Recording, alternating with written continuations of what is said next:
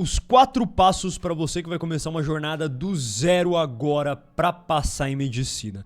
Esses 4 passos, inclusive, eu acredito que pouquíssimas pessoas os fazem. Então, se você pensa que eu tô na desvantagem por estar começando do zero. Acredite em mim, pouquíssima pessoa executa estes 4 passos, então você já vai estar criando uma vantagem, porque tem pessoas que estudam há anos, talvez, e nunca fizeram. Chega a ser um absurdo. Primeiro passo, já que eu vou te falar, você vai falar assim, nossa, como eu não tinha pensado nisso. Eu aposto que nenhum deles, na verdade, você já pensou.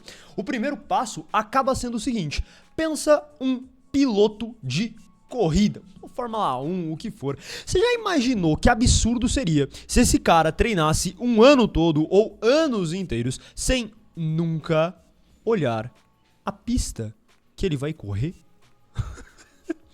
Seria um absurdo, não seria? Tipo assim, o cara treina e tal, mas ele nunca foi analisar a pista que ele vai correr. Seja por foto, por vídeo, por nada. Ele nunca foi analisar. Pois é, esse é você, ou melhor, era, porque ainda bem que você caiu aqui, uma pessoa querendo começar a estudar e se matando de estudar um ano, ou talvez vai se matar de estudar por mais de um ano até, sem nunca parar pra olhar as provas do Enem ou do vestibular que você tem como foco principal. E acredite em mim, pessoas que estudam há anos só leem o Enem, só conhecem o Enem no dia do Enem. As pessoas estudam uma vida toda por uma prova que elas nunca pararam. Por exemplo, uma tarde pra pegar e ler a prova. Fica lendo. Pega 10 últimos anos de provas antigas do Enem ou do vestibular que tu tem como foco principal e vai ler. Madeira, eu preciso fazer? Não. Madeira, mas eu nem comecei. É justamente isso. É só pra ver. É só pra ler. É só pra você se familiarizar com tudo aquilo. É só pra você olhar as propostas que já caíram na redação. É só pra você ver como tem questões que mesmo sem ter começado a estudar, você já conseguiria resolvê-las. Por incrível que pareça. Então você folheando ali, né, você pode brincar de chutar questão, pega uma questão ali e brinca de chutar. Madeira, como assim brincar de chutar? Lê a questão e fala, eu acho que é B. Aí confere a resposta, pô, era B mesmo. Você vai perceber que tem muita coisa que você já vai se familiarizando e você começa a diminuir aquele pensamento de, sabe, aquela fuga da prova, porque tem gente que foge uma vida toda da prova, né? Então, assim, todo mundo se fala sobre a importância de se fazer simulados, já entrando no nosso segundo ponto, e a galera nunca pega pra fazer simulados, porque tem medo, né? Você, nesse momento, sabe uma pessoa numa festa de aniversário com uma piscina? Tá todo mundo na piscina, mas ela tá com frio, ela não quer entrar. Ela fica ali se fresqueando na ponta. Ela não coloca o pezinho na água, cara. Ou ela coloca e já, não, eu não vou entrar. Aí chega alguém, dá um empurrão na pessoa. Meia hora depois ela ter sido jogada, arremessada na água, ela tá lá feliz da vida e tá falando, oh, nem tava tão gelado, não sei o que. Pois é, esse é você fugindo das provas. Então o que acontece, né? Você pensar, mas eu tô começando do zero, o que eu quero ficar lendo prova ou fazer um simulado? Pois bem, é essa a função do que nós sempre comentamos no Pilares sobre os 2 simulados de choque, tá? Então, além de você ler as provas, você vai pegar 2 delas, óbvio, 2 que você nunca fez. Então, Madeira, eu fiz o Enem no meu ensino médio, eu fiz o meu Enem no meu 3º ano. Pega 2 que você ainda não fez e tu vai fazer como um simulado de choque. Choque mesmo. Por quê? Porque se você fizer isso agora, as provas, o próprio já não vai ser um monstro pra ti. No mesmo exemplo da pessoa que é empurrada à força, né, pra dentro da piscina, e ela antes achava, meu Deus, eu nunca vou entrar aí, não dá, ficava se frescando, ficava de desculpinha, ficava enchendo loró, sabe? Ficava de frufruzinho, depois de tomar o choque, rapaz, aí já era, tomou o choque e acabou. Então pra você não ficar o ano todo de frufruzinho, você vai pegar agora, no começo. Madeira, mas eu nem comecei. Exatamente, começou a dar desculpa pra não fazer, eu vou falar, tá fugindo. Porque não tem motivo pra não fazer. Mas... tá dando desculpa. Tá dando desculpa, ideal. Vai pegar 2 provas e vai fazer como simulado de choque. Já complementando, antes de ir pro 3º e pro 4º, não vou contar como um passo extra, porque são 4 os passos que eu quero falar pra ti nesse vídeo, mas é um adendo importante, tá? Tem pessoas que, por exemplo, eu comentei sobre isso, inclusive, num módulo 0 que a gente fez pros alunos do Pilares, agora pra esse momento inicial, né? Uma galera entrando de férias, querendo saber mais ou menos o que vai fazer. Eu comentei sobre como tem pessoas que limitam, então pega todo o hall de vestibulares do país, enfim, e as pessoas limitam a preparação a uma única prova, seja o Enem ou seja algum vestibular tradicional. E isso é um crime, na verdade, porque quando você pega outras bancas, não necessariamente você vai pegar 10 anos de prova de uma banca que você não vai prestar, mas você não olhar nem a última prova que foi feita é um crime. Quando você vai começar a estudar, só para te contextualizar de algo, tá? Você vai fazer listas de questões, seja do teu cursinho presencial ou seja cursinho online, e essas listas de questões, elas são de bancas variadas, porque assim devem de ser. Tá? Você não pode ficar querendo fazer questões só do Enem se você vai prestar o Enem, tu tem ele como foco principal, porque tu tá limitando a tua preparação.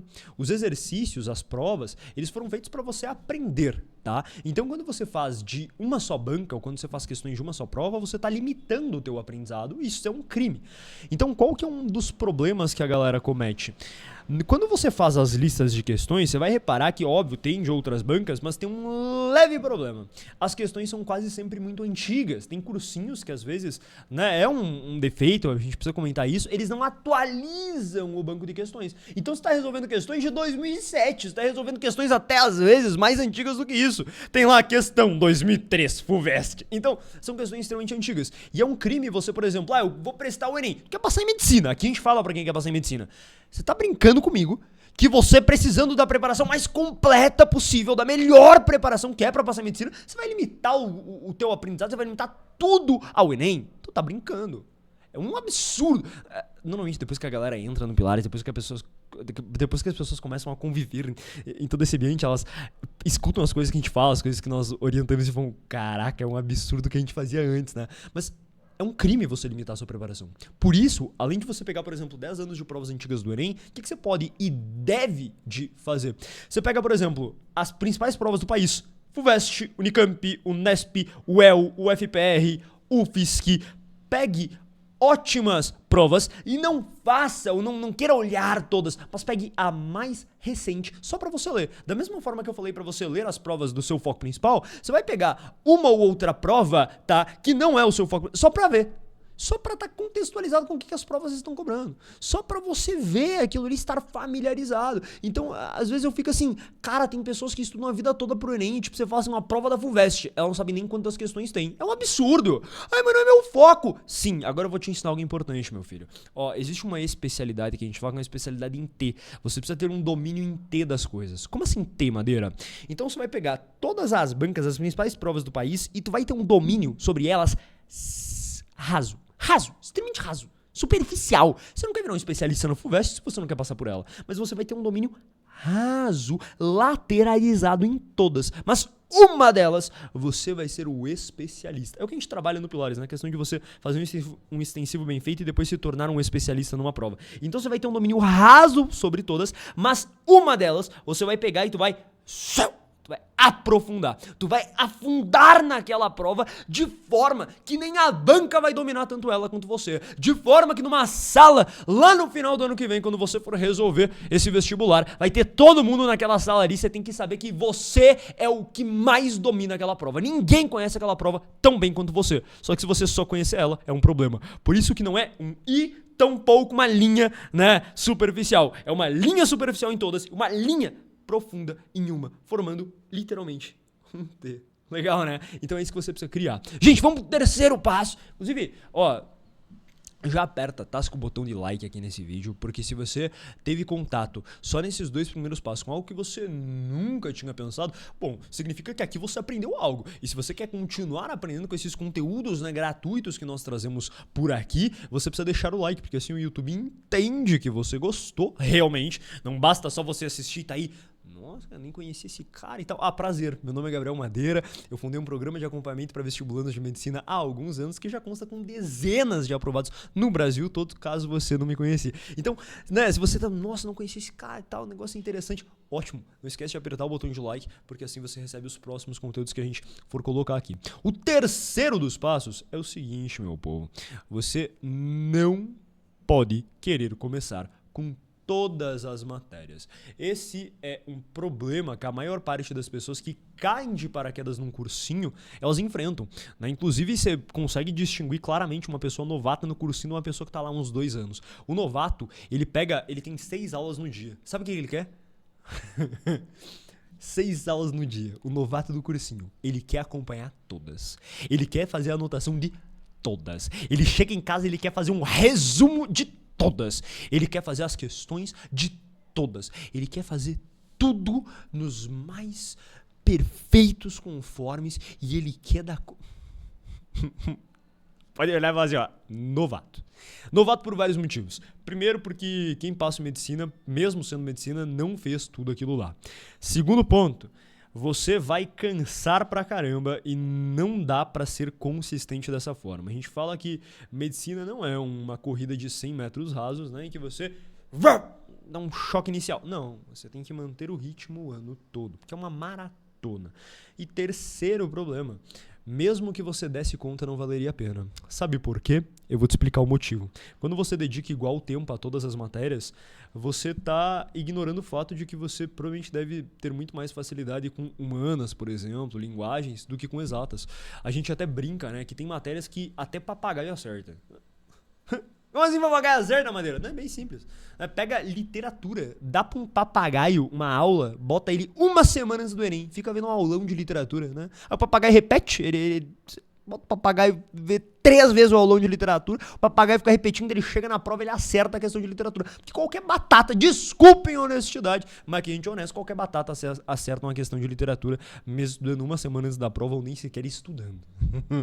Agora, pega uma batata ou pega um papagaio pra acertar questão de função seno.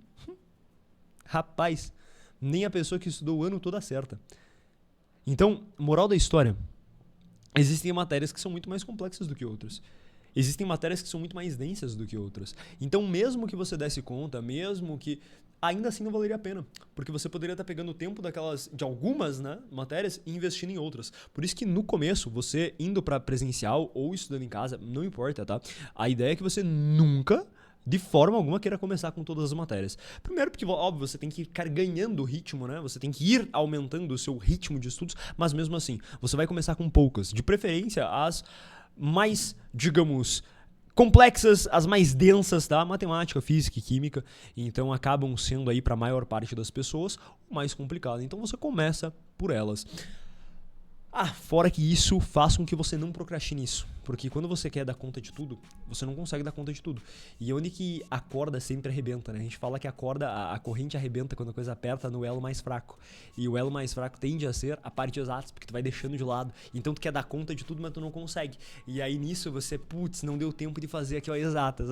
Nossa, amanhã eu faço. Amanhã não dá tempo também. Então vai indo nesse tranque, e quando vê, chegando na metade do ano e você não domina nada de exatas, por exemplo. Tá? Indo pro quarto ponto e o último. Então, meu povo, o quarto ponto é o seguinte: eu quero que você poupe a sua jornada. Eu quero que você economize tempo aprendendo muita coisa que as pessoas aprendem ao longo de, muitas vezes, anos. Então, o que acontece? O Pilares, ele é um programa, tá? Não é um cursinho, ele é um programa de acompanhamento feito para fazer com que quem tá no cursinho saia logo dele. E o que nós criamos? Um podcast, uma série, onde nós entrevistamos alunos nossos que passaram em medicina, né, em tempo recorde, porque é isso que a gente faz, a gente acelera a aprovação.